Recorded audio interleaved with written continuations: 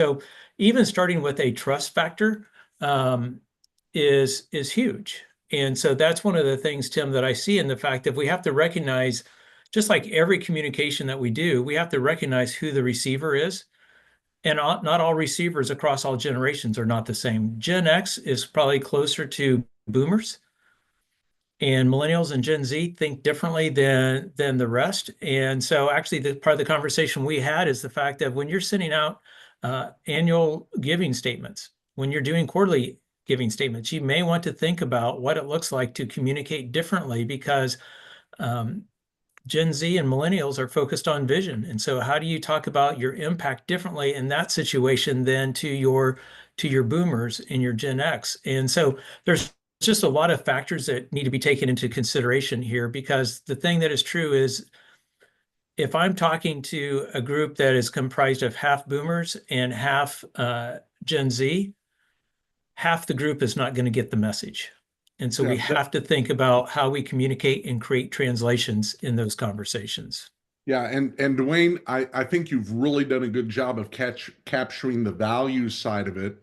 But another reason we need to, think about how we segment that communication comes down to the valuables.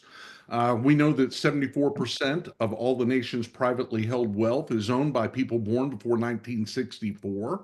So there is a wealth disparity among the generations, most of that belonging to the boomers and whoever remains from the silent generation. Gen X is kind of on the way, if you will. But I think that what we see in the research that we do from US Census data, statistics, just from different sources, Gen Z and millennials are challenged because of a lower median income. Gen Z earns about $30,000 a year less than the national median income is, which is about $77,000. But more than ever, millennials and Gen Z are strapped with personal debt and student loan debt. So they have a really, really high debt to income ratio, and that makes it challenging too. So when we talk about giving, the concept of giving is going to fall on their ears differently, not just because of their values, but the lack of discretionary income that the younger generations have. So this is something that we have really got to become more intentional in how we think about, Dwayne. Hey, Tim, I totally agree with that. And I think the other aspect of what you just talked about is the fact of, you talked about, well, boomers, 1964 and before that, the youngest ones are now 60. There will be 61 this year. They're all looking towards a movement from a cash flow based lifestyle to an asset based cash or based lifestyle. Thinking about what the conversations and the discussions that need to be had there about, back to your point about the total wealth and asset based conversations, looks differently for them than the Gen X, who are actually in the high prime earning potential of their lives. And so Yeah. so each of those groups have a different set of challenges and a different set of opportunities for the church to engage. So, Dwayne, let's get into the data here a little bit, and let's take a look at what we see happening in median giving and giving participation by generation. And Dwayne, we can leave this on the screen and people can take a quick look at it. But why don't you just kind of talk us through the table as a whole, and then let's circle back and maybe pull out two or three really points of interest from the data that we're revealing here. Great. So what we took a look at was, let's look at each of the major generations that we're talking about right now. And we then took a look at all the givers, the giving units, and took a look at what the median amount given was. And so I always look at this and think through the lens of one of our stats that we put into the report, Tim, was that it takes 10 Gen Zs to replace one boomer's giving. Well, the interesting thing is the fact of, and here we see that we lost quite a few of the silent generation over these past 4 years, and that number is only going to increase in that. Um, And then there is, just this whole aspect of the good news is the number of boomers or millennials and Gen Z, the number of people giving is increasing, but they've got to increase at a pretty substantial rate to replace the Hmm. boomers giving. And so I just saw someone put something into the chat, Tim, and it was asking, is this national data? So this is looking at the data set that we put the report together for, which was from 2021 through 2024. And it's looking at the 537 churches that we could pull our data from. So this is hard data that is actual giving data. So Tim, I believe it was 1 million family units, basically giving units, and over $13 billion worth of giving is represented in these stats. And so that's where the conversation is. The question, can this be stratified by income level? I think that's a great question, and you can within Mortarstone, you can go into specifically around your church to understand more of that. But at where we're at in this data, we do not have that level of insight at this point. Yeah, we can look at the data over and against income, and that would be one of the wonderful tables that we have in Mortarstone Data Analytics. Yep. Yeah, Dwayne, I think your point, the silent generation and boomers, they're giving more, even though their participation is less. And again, that could be perhaps of just a little more discretionary income as they move into retirement and they start to see that passive income come to them from Social Security and IRAs and other annuities. Gen X is also really interesting because even though their participation went up, we saw them almost go down 10 points over the 4 years in the size of their median gift. I concur with you. Churches have really worked for years on how do we get younger? How do we grow younger as a congregation? And we're doing great by reaching Gen Z and millennials in terms of participation. But again, because of the age and stage of their life, it's going to be really tough for them to be able to give at a higher rate than they currently are. One of Yep. the things that we've recently added, Dwayne, at Mortarstone has been a new data table in Mortarstone that helps our giving in our churches uh, be segmented by generations, and that should tell you how committed Mortarstone is to understanding the generations and communicating with them. Dwayne, talk to us a little bit about this feature and perhaps maybe even where it's located in the software so that people who are Mortarstone customers can get in and actually know where to find this. So Tim, one, we're excited because as we've been doing the research, as you said, we started realizing, man, there's a lot for us to understand because so most of the places where you can go into Mortarstone and take a look at giving by age, we've also added this generational giving. So under the Insights tab, you can go in and find this in the giving breakdowns, and so find it there. But I think the key that I find as I look at this for a lot of different churches is most churches, you're finding that the lost generation is gone out of here. The greatest generation, silent generation, is dropping, but you can really start to see from one period to the next what's changed in the giving. And so in the church, in the example that you've got here, you see that Gen Alpha, which is the youngest generation, which is still there's a lot of question marks as far as that data, just simply because they're typically under someone else's household. But you see giving for this church has actually gone up pretty well across all the generations. But specifically, it looks like Gen X has had some really strong increases. Yeah, that's good.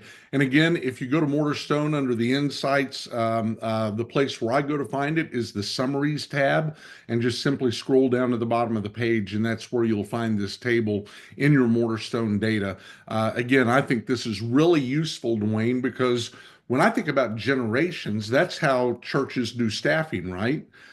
We staff according to generations. And Yep. so to be able to have this kind of information available for what we used to call back in the day age graded staffing. This would be a wonderful insight and a wonderful tool for them as they disciple, under the purview of their ministry area, whether it be a young adult or a student minister or even a senior adult minister in Yep. some cases. I realize a lot of churches don't have senior adult ministers anymore, Dwayne, but they do have senior adult ministries Yep. and gatherings of those folks. And, So, and Tim, if you go back to that slide for a second, if you go into the upper right corner of where that screen is at, you can see you can toggle between dollars and households. And so it's an important thing to recognize the fact of, it'd be interesting if this was live to be able to go look and see what's changed in the number of households, because oftentimes we see giving going up, especially with boomers. We see the giving going up, but the number of households actually going down. And so there's some things to actually dig into as if you look in at this page. So, Tim, sorry, excellent. keep Nope, moving. that's okay. That was a good catch, Dwayne. So let's talk a little bit about the takeaways. And again, this goes back to the report that we released last month. And the first takeaway was for the first time in 2024, Gen X gave more total dollars than boomers, although it took more givers to accomplish it.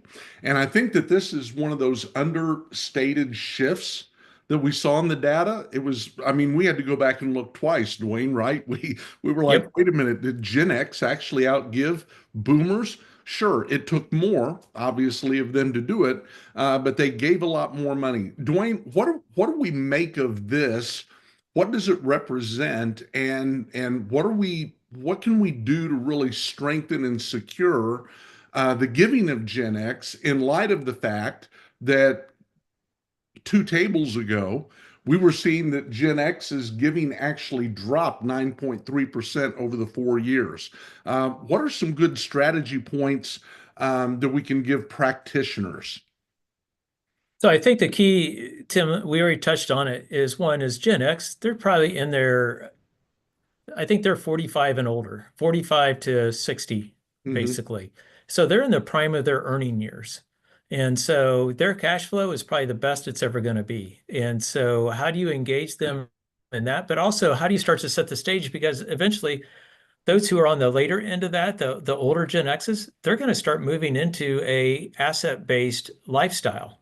And so how do you disciple them? How do you equip them for the season that they're in today? But how do you begin to disciple them and engage them towards the lifestyle that they'll be in 2 years, 5 years, 10 years? Because I think that's part of the key challenge that we have here is the fact that they're not always going to be in their prime earning years. They're going to become the next boomers. And Tim, to your point, we actually celebrated that when we saw this data that Gen X gave more than the boomers, but it also pointed to the fact that the boomer giving was starting to drop, and we were going to start to see the transition of next generations actually give more than the boomers over these next few years. Yeah, and Dwayne, I think another thing we've got to remember about Gen X is they are not only in their highest earning power, but they also have a lot of major big ticket demands on that Yep. income. Yep. So they're not only trying to parent their children and get And them send them to college. to college, they're Yep. not, and they're also trying to get them married, right? And if you've ever had a child get married, you know that that's going to leave a mark. But at the same time, Dwayne, they're also trying to parent their parents who may be in that situation where they're starting to worry about long-term care or memory care for their parents. So Gen X has a lot of financial pressure, I guess I should say. Yep. And even though they may be making more money than they ever thought they would see, they're also in that situation where they're facing currently more demands than they're perhaps ever going to see. So Yep. that's a great ministry opportunity when you work with Gen X is just to understand their situation in life.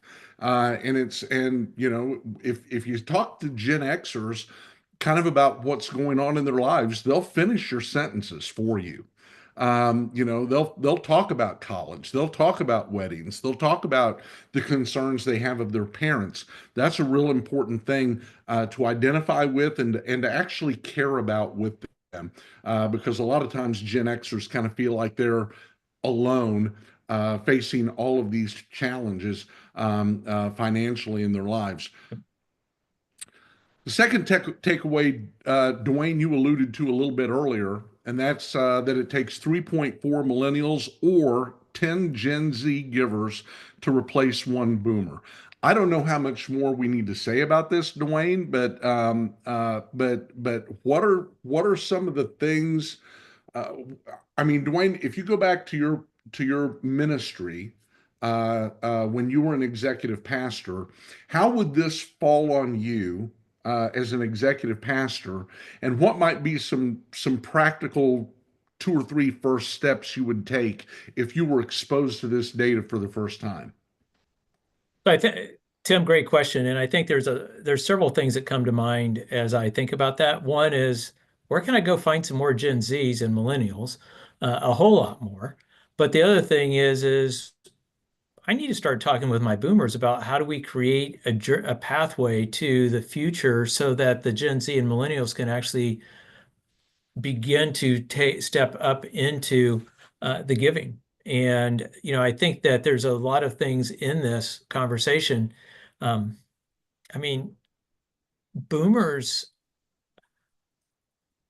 are a part of our future. They're not just the past. So how do we actually help them to help us create a go forward conversation? But also the thing that I know is, as I've talked to multiple people today, our whole concept of how we taught and passed on giving to the next generation is broken. Gen Z and millennials, they are looking at their funding is just as likely or more likely to go outside the church than to the church.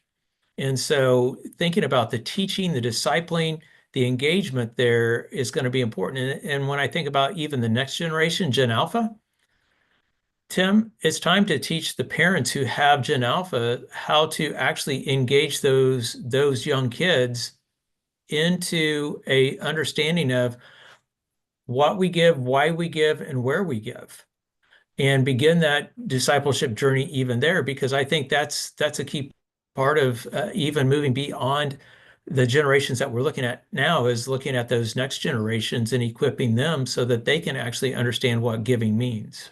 Yeah. And Dwayne, I totally agree with what you've said. And Dwayne, we've had this conversation on multiple occasions. The church did not teach me how to give. Right. My parents taught me how to give. Yep. And somehow, as we think about boomers and Gen X as generations, what are we doing to equip them to teach their children and grandchildren about giving and generosity?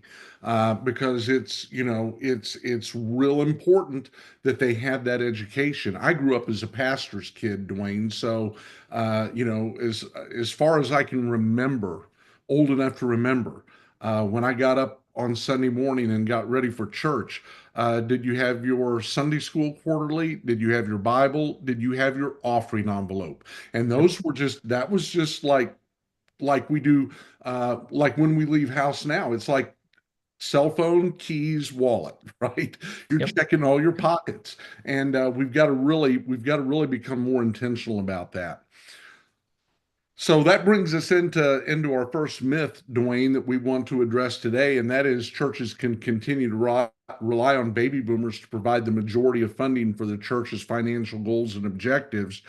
We've already pointed out that Gen X is kind of exceeding the level of giving of our boomers. And I think it's important, especially as we see some of the churn in the report that we're seeing in givers. A lot of that churn is not the younger people. A lot of that churn is the boomers and the silent generation. Some of that by death, but some of that just by attrition. Dwayne, we don't really have anything about that in this presentation, but I wonder if you might take a moment and just talk about the churn which kind of gets back into last month's webinar. Yep. Some of the concerning things we see about giving churn over the 4 years of the report. So the thing that we saw that stands out to me, Tim, is the fact that 50% of the people who gave in 2021 did not give to the same church in 2024. So there's multiple things that I talk to churches about is the fact of one thing that is true is if you haven't taught and you don't have a consistent approach to teaching on giving, you're not going to, your people in your pews do not understand what you care about and what you're planning on doing. And what giving means to you. And so that's one of the key things, Tim, that I see from that data is the fact of, I don't even want to, there's a lot of reasons why people are not giving to the same church. But the key is the fact of if we're not teaching and we're not discipling, we're relying on someone else's teaching and discipling for our giving. And that's not where any of us should be sitting at. That's exactly right. Let's get to the next myth. And that, again, we've already kind of touched on. Millennials and Gen Z will increase their giving as their income increases and will replace the giving of boomers and Gen X. Dwayne, I think that there's some dangerous assumptions that we have about the next generation. And we've talked a lot about being Texas boys.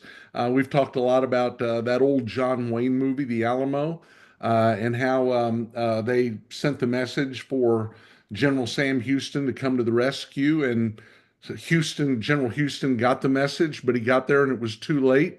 Too late? It Yep. could be that millennials and Gen Z are on the way, but it could be a little too late by the time they actually get to the earning power of their careers. What is so dangerous about this assumption, Dwayne? Well, so there's multiple things that I see in it, Tim. One of the key things, and I think we've already touched on it, is the fact that millennials and Gen Z give differently. Without teaching and without discipling, they're not, they look at they have a portfolio. One of the conversations I had in the meeting right before this, a guy was talking about the fact of, there's a lot of Gen Z and millennials who set aside 10%, but at the end of every month, they go decide where they're going to give the money. It's not an automatic that anything's going to go to the church. And so if we don't change that level of conversation and that level of insight, then we're going to miss the boat in that conversation. And so I think assuming in the trust of institutions where the generations sit on that conversation is going to have a huge bearing. I know more boomers distrust the church today because of all the scandals and everything else than what was there before, but they started out trusting. And even when I was young, when you were young, Tim, I mean, we're old now, we're both boomers. We trusted the church. We trusted the church to disperse the funds the way that the church decided to disperse the funds. Gen Z and millennials, they're not believing that today, and I don't believe they're going to change that without teaching and discipleship. And so that's where their income may get to the point where they could replace it, but their giving patterns and how they give today without that changing will not replace a boomers and Gen X giving. Yeah, and maybe won't ever. That's Right. I think that's the ultimate fear, right? Is Yep. that they're never going to do that. The one study I keep going back to is the one from U.S. Census data that says that their projection is only 8% of those born since 1980 will have the opportunity to earn as much as their parents earned. Yep. Only Yep. 8%. So we need to hear that statistic, and we need to make sure that we are being proactive instead of throwing up our hands and giving up, or even worse, making assumptions that it's all going to be okay, because eventually they're going to get there and catch up. That's maybe one of the most dangerous assumptions that we see being made in churches today.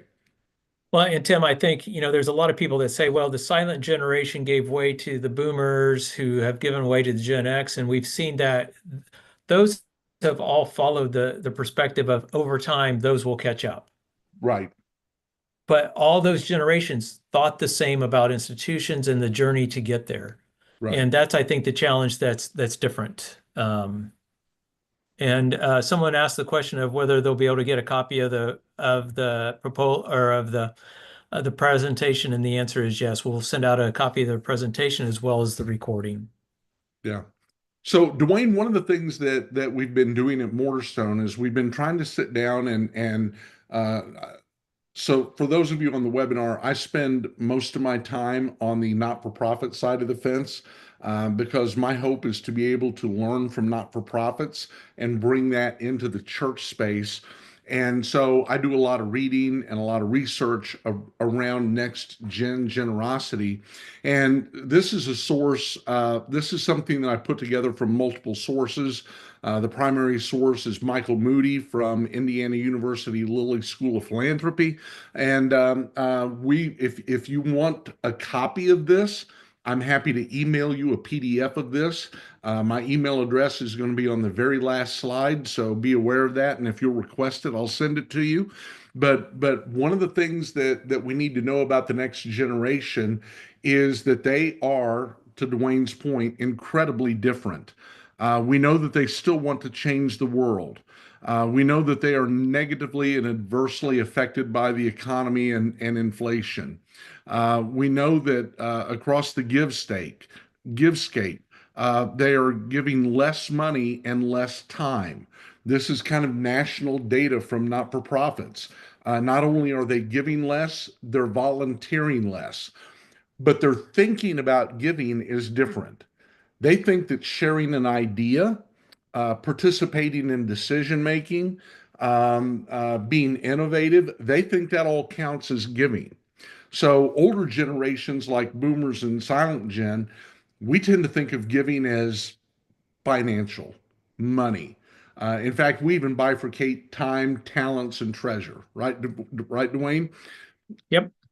The younger generations don't see that categorization. They see all of that as giving. But there are some things that churches can do.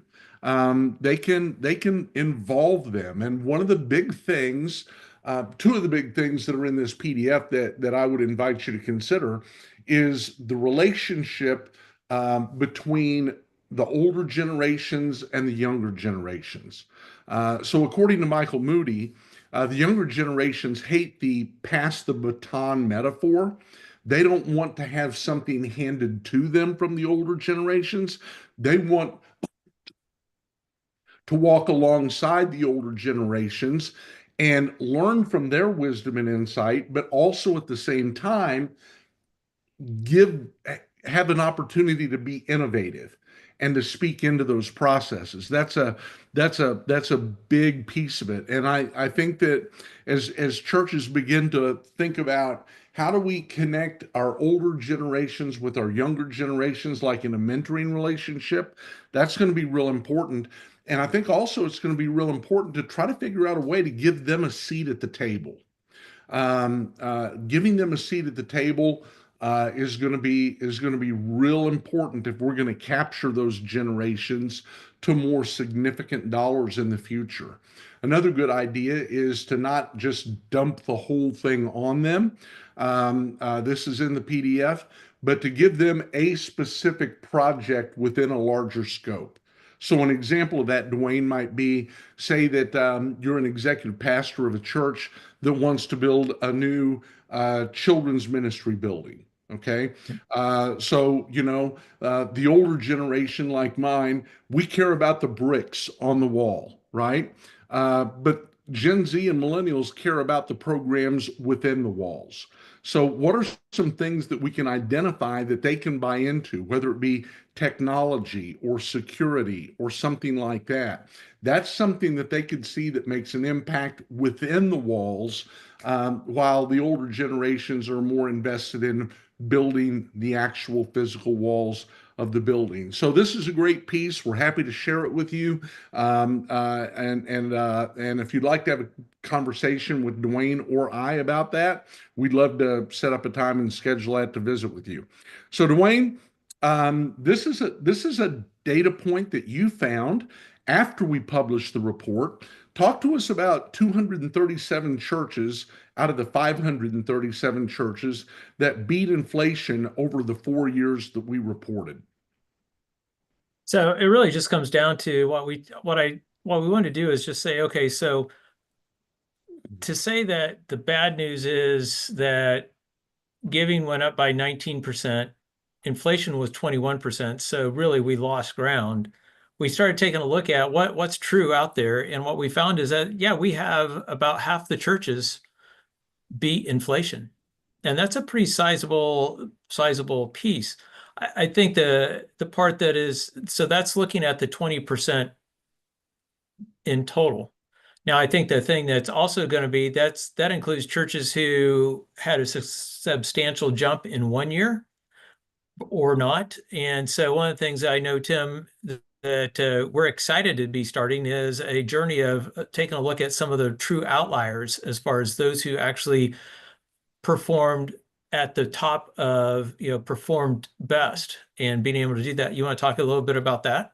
Yeah, we went in and over the 4 years, we just wanted to know how many churches year over year were at least 5% increase. So while we have 237 churches that exceeded total 21% growth, that's got a lot of volatility in it. We were looking for the consistency. Who's been able to year over year over year do 5% or more?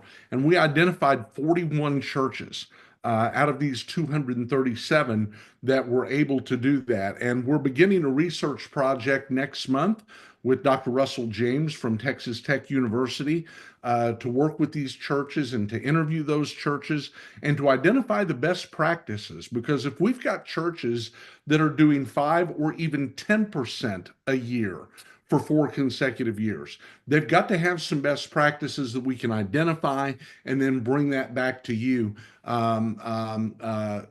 through the form of research, because that could be a very, very interesting study, Dwayne, and I'm real super excited about that. And Tim, I got to say, I'm excited about that as well, because I think, to your point, it's one thing to say that you were losing ground and then you made up a whole bunch of ground in 1 year because you did a special emphasis, but someone who is doing the block and tackling consistently year over year over year over year and seeing consistent growth, that's something we want to dig deep into. But we also want to dig into the others who, we'll be looking at the complete picture, but it'll be really interesting to see those who are ahead of the game year after year. I think that'll be really important. And by the way, I did drop into chat your email and mine, so anyone who wants it can get that easily through that. Absolutely. Absolutely. Dwayne, thank you for doing that. So, one of the things, Dwayne, that we've been getting having our email inbox blown up about has been the concerns from, since the first of the year, government efficiency, looking at potentially cutting $260 billion out of the social safety net by the elimination of that federal funding. And we're seeing a huge reaction, both of us seeing a huge reaction from the not-for-profit sector. So we wanted to conclude our webinar today with just a couple of things about that. And I'm going to start with this, Dwayne, and I'm going to let you focus on what the local churches should be doing. But let me tell you what not-for-profits are currently doing.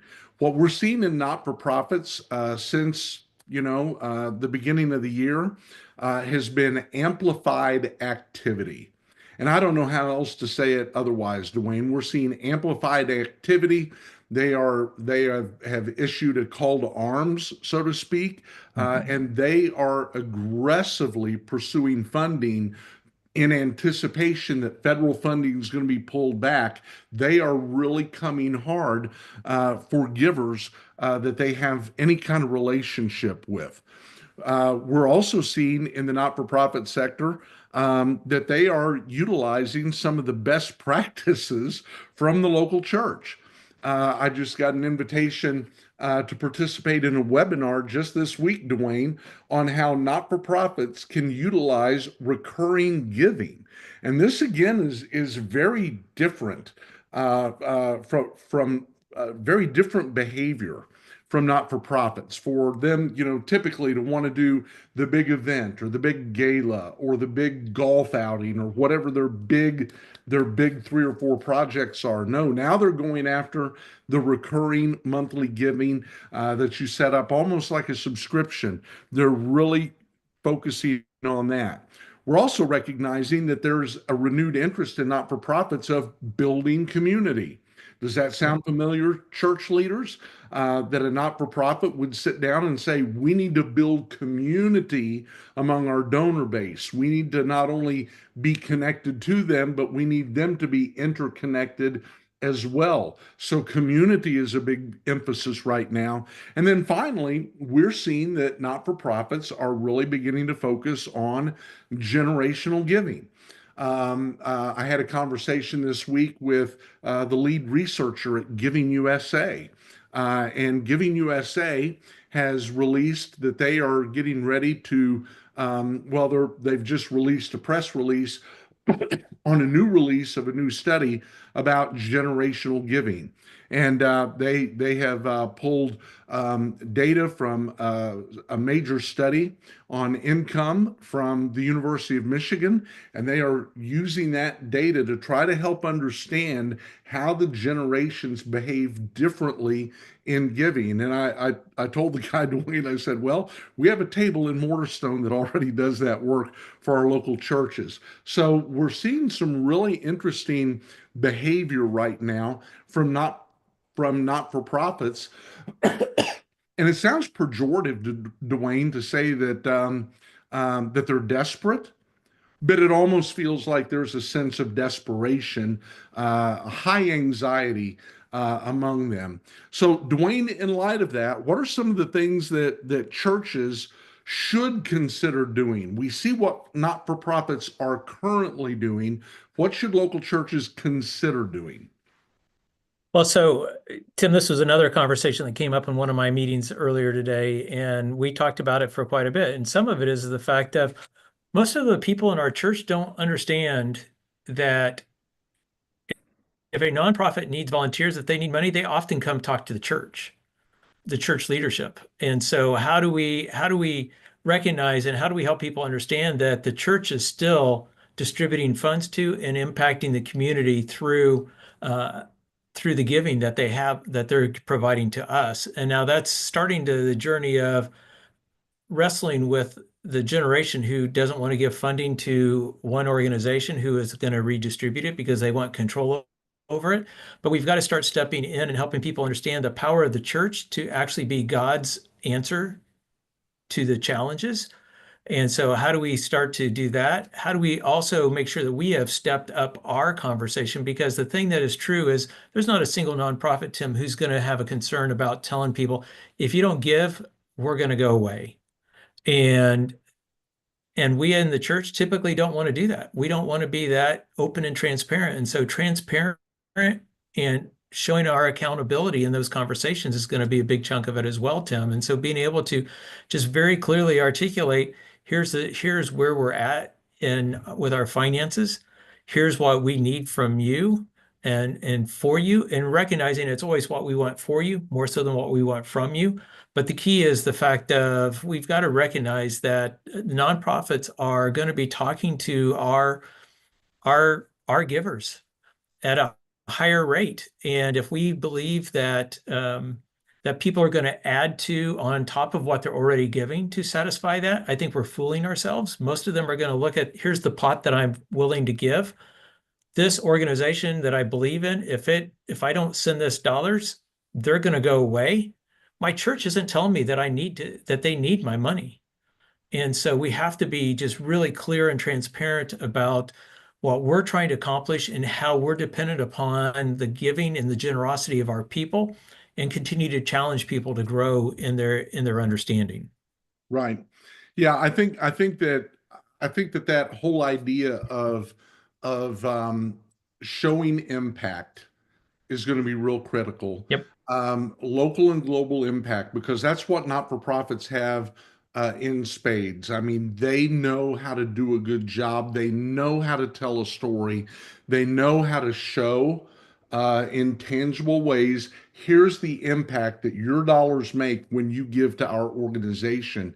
And I think that churches really miss a lot of opportunities in doing that. I was talking to a person this morning myself who said that a member of his congregation, they were talking about giving, and he said the giver came to me, and he's a physician, and he said, I want you to know that I tithe. I just don't give to our church. He said there's a church on the other side of town that really seems to be struggling, and I just feel impressed to do all my tithing to them. I serve here, I attend here, but I'm not giving here. And Yep.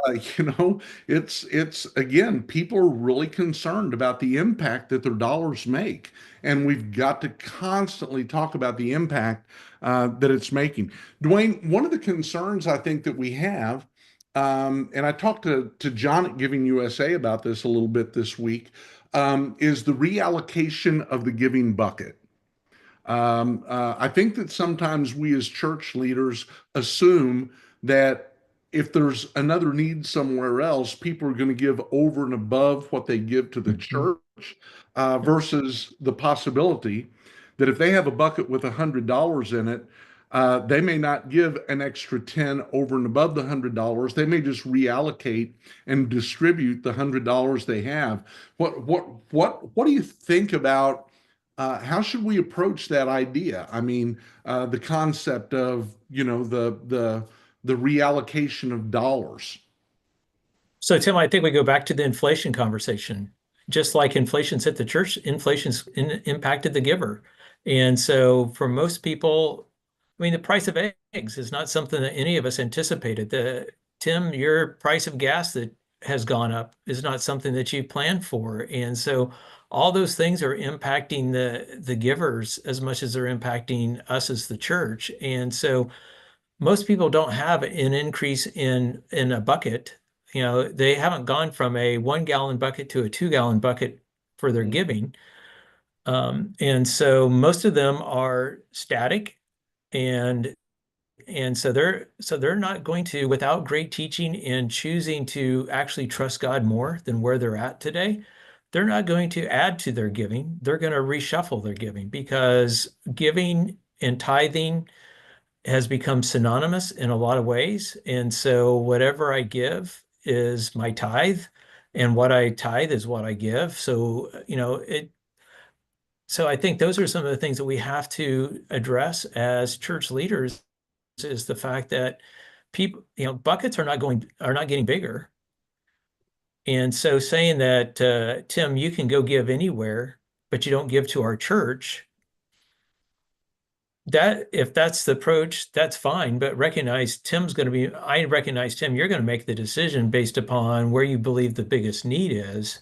Mm-hmm. And if the church is never talking about what the reality of the situation is, then I'm never going to know that I need to contribute if someone says I'm going away without it. So I think that's the bucket's not, in general, the bucket is not getting bigger. And I think Yes, we have to recognize that. right. So Dwayne, we're kind of at a point here where we want to do some questions and answers, and I don't know if you've got the Q&A pulled up or if we've I've been got it. keeping up with that. Yep. Before we do that again, you can reach me if you have a question about anything, a way that Mortarstone can be helpful to you, or if you just need to have a conversation with me. Here is my contact information, and again, if you'd like a copy of that Next Gen Generosity PDF, I'm more than happy to email that to you.